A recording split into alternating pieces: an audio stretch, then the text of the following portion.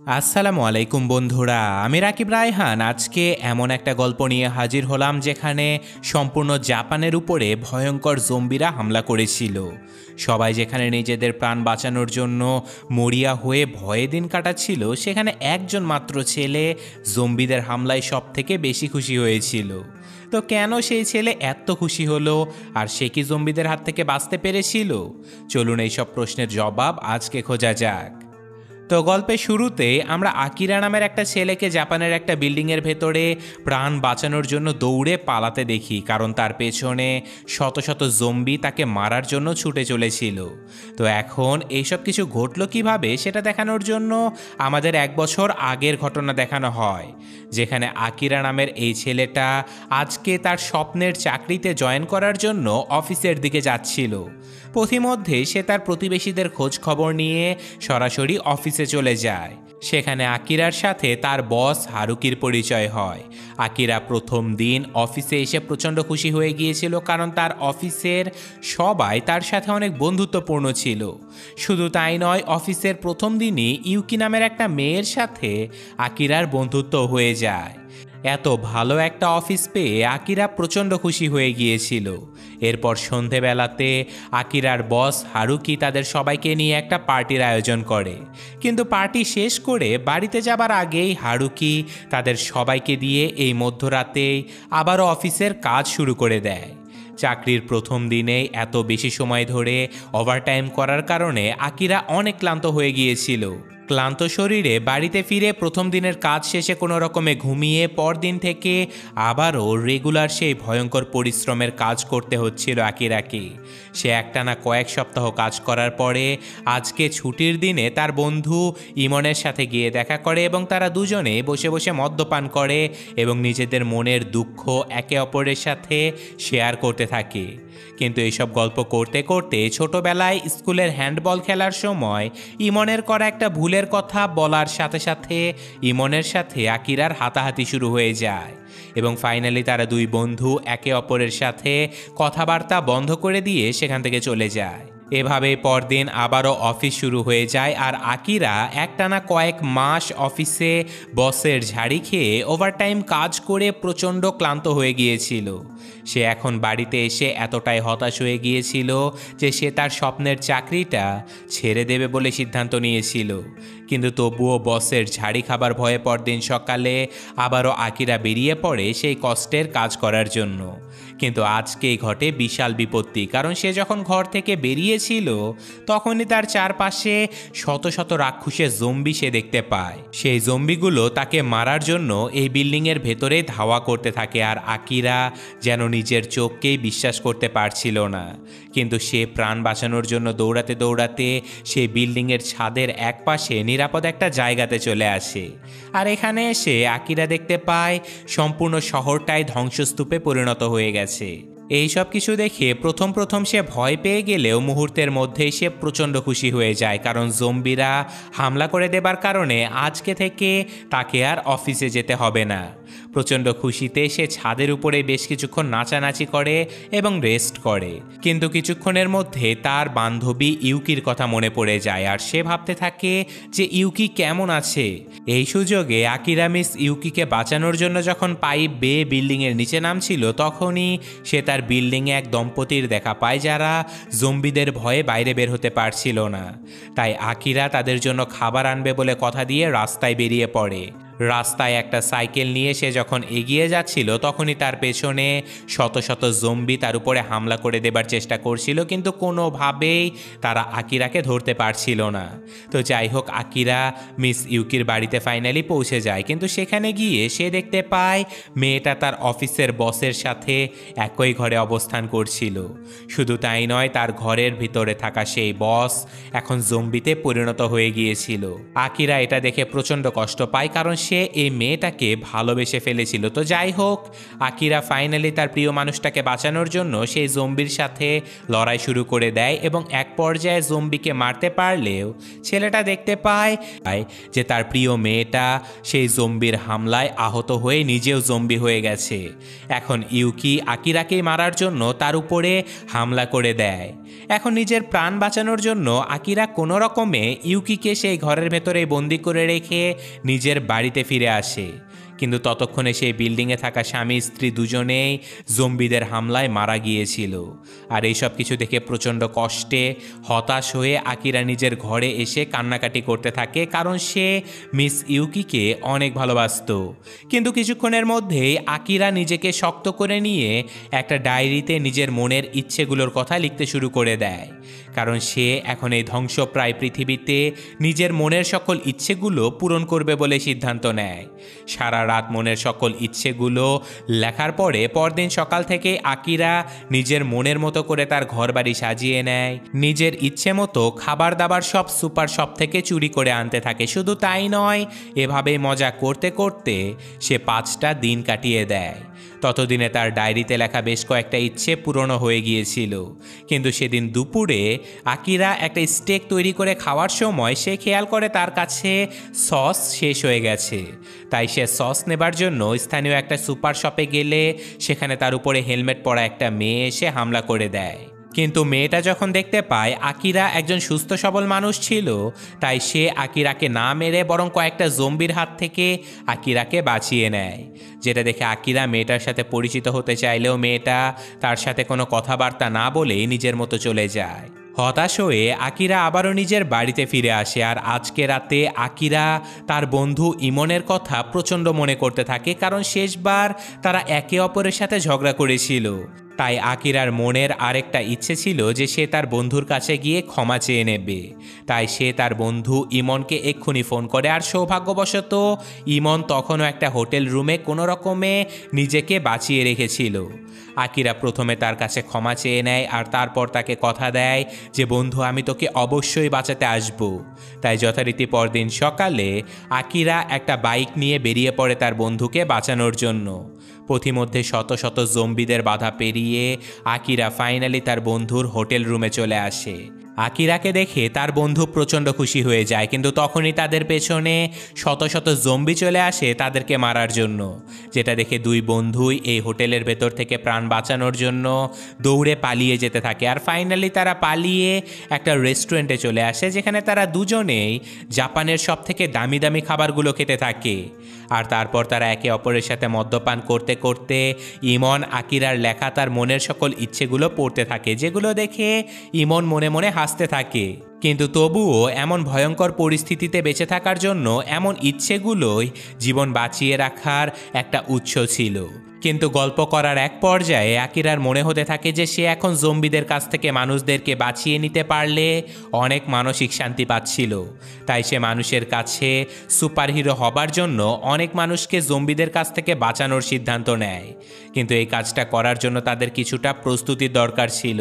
আর সেই প্রস্তুতি স্বরূপ সবার আগে আকিরার একটা কস্টিউমের দরকার ছিল, যে কস্টিউমটা পরলে কোনো জম্বির আঘাত তার শরীরে লাগবে না। আর এমন একটা কস্টিউম ছিল পূর্ব দিকের মেরিন প্যারাডাইস অ্যাকুরিয়াম নামের একটা জায়গাতে, যেখানে সেই কস্টিউমটা তৈরি করা হয়েছিল যাতে করে কোনো হাঙর যদি মানুষের শরীরে কামড় দেয় তাহলেও যেন মানুষের কোনো ক্ষতি না হয়।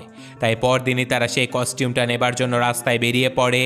কিন্তু রাস্তায় শত শত জম্বি থাকার কারণে তারা একটা দোকানের ভেতরে ঢুকাতেই যাচ্ছিল, কিন্তু তখনই সেখানে অন্য একটা শহর থেকে একটা বাস চলে আসে।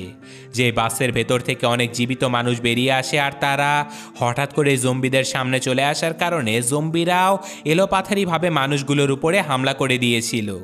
এটা দেখে আকিরা সবার আগে সেই মানুষগুলোকে বাঁচানোর জন্য প্রাণপণ চেষ্টা করে, এবং সে দেখতে পায় এই মানুষগুলোর মধ্যে সেদিন সুপার শপে দেখা হওয়া সেই মেয়েটাও ছিল। তাই কোনো রকমে তারা 4-5 জন মানুষকে বাঁচিয়ে নিয়ে সেই দোকানের ভেতরে ঢুকে যেতে সক্ষম হয়। এখানে লোকগুলোর সাথে কথা বলে আকিরা জানতে পারে যে পূর্ব দিকের মেরিন প্যারাডাইস অ্যাকুরিয়াম নামের সেই জায়গাটা নাকি অনেক নিরাপদ। সেখানে মানুষজন জম্বিদের কাছ থেকে দূরে সরে গিয়ে একটা বসতি করে তুলেছে। তারা মূলত সেই জায়গার দিকেই রওনা দিয়েছিল, কিন্তু পথিমধ্যেই এই দুর্ঘটনাটা ঘটে যায়। এদিকে এত বিপদ আপদ সব কিছু ভুলে রাতের বেলা আকিরা তার বন্ধু এবং 2 জন মেয়েকে নিয়ে মদ্যপান করতে শুরু করে দেয়। তারা গল্প সল্প করতে থাকে এবং এক পর্যায়ে ইমন সেই মেয়ে 2 জনকে পটিয়ে নিয়ে পাশের একটা ঘরে চলে যায়। আর তখনই আকিরার সামনে সেই মেয়েটা চলে আসে যাকে সে সুপার শপে দেখেছিল। এখানে তারা পরিচিত হয়ে নেয় আর এখানে আমরা জানতে পারি যে এই মেয়েটার নাম ছিল সিজুকা। আর তারা দুজন যখন বসে বসে গল্প করছিল তখনই তাদের সাথে বেঁচে আসা একজন লোক জম্বির কামড়ে আহত হয়েছিল বলে সে ভয়ঙ্কর জম্বিতে পরিণত হয়ে তাদের উপরে হামলা করে দেয়। এদিকে ইমন যখন সেই দুই মেয়েকে নিয়ে মজা করছিল তখনই তাদের উপরে দোকানের ভেতরে থাকা সেই জম্বিটা এসে হামলা করে দেয় আর মুহূর্তের মধ্যেই সেই জম্বিটা মেয়ে দুটোকে আহত করে তাদেরকেও জম্বি বানিয়ে ফেলে। ইমন যখন নিজেকে বাঁচানোর প্রাণপণ চেষ্টা করছিল তখনই তাকে বাঁচানোর জন্য আকিরা এবং সিজুকা দুজনেই দোকানের ভেতরে সজোরে গান চালু করে দেয় আর অদ্ভুতভাবে সকল জম্বিরা সেই শব্দের পিছু করতে করতে সেখান থেকে পালিয়ে সেই গানের টেপ রেকর্ডারের কাছে চলে যায়। এই সুযোগে তারা তিনজনই দোকানের ভেতর থেকে বেরিয়ে একটা গাড়ি নিয়ে এই শহর থেকে পালিয়ে যেতে থাকে। পালাতে পালাতে তারা তিনজনই একে অপরের সাথে নিজেদের অপূর্ণ ইচ্ছেগুলোর কথা শেয়ার করে। আর এখন তারা সবাই মিলে নিজেদের ইচ্ছে পূরণের কাজে লেগে পড়ে। তাই তারা সবার আগে তিনজন স্থানীয় একটা লেকের পাশে চলে যায় এবং সেখানে সবাই মিলে অনেক মজা করে। মজমাস্তি শেষ করে তারা পাহাড়ে হাইকিং করার জন্য চলে যায় এবং হাইকিং শেষে তারা প্যারাগ্লাইডিং করে নিজেদের সকল ইচ্ছেগুলো পূরণ করতে থাকে। সব কিছু করা হলে তারা তিনজন মিলে পিকনিকের আয়োজন করে এবং পিকনিক শেষ করে আবারও শহরের অপর প্রান্তে চলে যায় গরম পানিতে গোসল করার জন্য। সেখানেও তারা অনেক মজা করে এবং ফাইনালি রাতের বেলা তারা তিনজনই গাড়ির ভেতরেই ঘুমিয়ে পড়ে। এভাবেই বেশ কিছুদিন কেটে যায় আর এখন পরদিন সকালবেলা তারা সেই মেরিন প্যারাডাইস অ্যাকোরিয়ামের উদ্দেশ্যে রওনা দিলে পথিমধ্যেই তাদের গাড়ি যখন সেই অ্যাকোরিয়ামের কাছে পৌঁছে গিয়েছিল তখনই গাড়িটা দুর্ঘটনার শিকার হয়ে তারা সবাই অজ্ঞান হয়ে যায়। আর জ্ঞান ফেরার সাথে সাথে আকিরা তার চোখের সামনে তার বস হারুকিকে দেখতে পায়। আসলে হারুকি তার দলবল এবং স্থানীয় কিছু জীবিত মানুষদেরকে নিয়ে এই জায়গাতে এসে বসতি গড়ে তুলেছিল। আর এখানে আবারও হারুকি আকিরাকে তার হুকুমের গোলাম বানিয়ে ফেলে। সৌভাগ্যবশত আকিরা এখানে সেই দুজন দম্পতিকে দেখতে পায় যারা তার বিল্ডিংয়েই বসবাস করত। হারুকি আকিরাকে এই সম্পূর্ণ এলাকাটা ঘুরিয়ে ফিরিয়ে দেখাতে থাকে। সেখানে তারা বেশ কয়েকটা জম্বিকে নিজেদের কবজায় আটকে রেখেছিল। শুধু তাই নয়, এখানে যেহেতু প্রচুর পরিমাণে মাছ ছিল তাই তাদের খাবারের কোনো অভাবও ছিল না। এইসব কিছু দেখানো শেষ করে হারুকি আকিরাকে তাদের পার্সোনাল ওয়েটার হিসেবে কাজে লাগিয়ে দেয়। তো যাই হোক, রাতের বেলা এই এলাকাতে থাকা সকল সাধারণ মানুষেরা যখন সাধারণ কম কম খাবার পাচ্ছিল তখনই অপরদিকে হারুকি এবং তার দলবল অনেক ভালো ভালো খাবার খাচ্ছিল। শুধু তাই নয়, তাদের খাবার আনা নেওয়া ধোয়া মোছা সব কিছুর কাজ করে দিচ্ছিল আকিরা। এই সব কিছু দেখে আকিরার বন্ধু প্রচণ্ড রেগে গেলেও সে কিছুই করতে পারছিল না, কারণ এখানে হারুকির বিরুদ্ধে কোনো কথা বললে তাদের এই নিরাপদ জায়গা থেকে বের করে দেয়া হবে। এদিকে পরদিন এই এলাকাতে খাবার সাপ্লাই করার জন্য যে গাড়িটা এসেছিল তার ভেতরেই একটা ভয়ঙ্কর জম্বি এই নিরাপদ জায়গাতে পৌঁছে গিয়েছিল।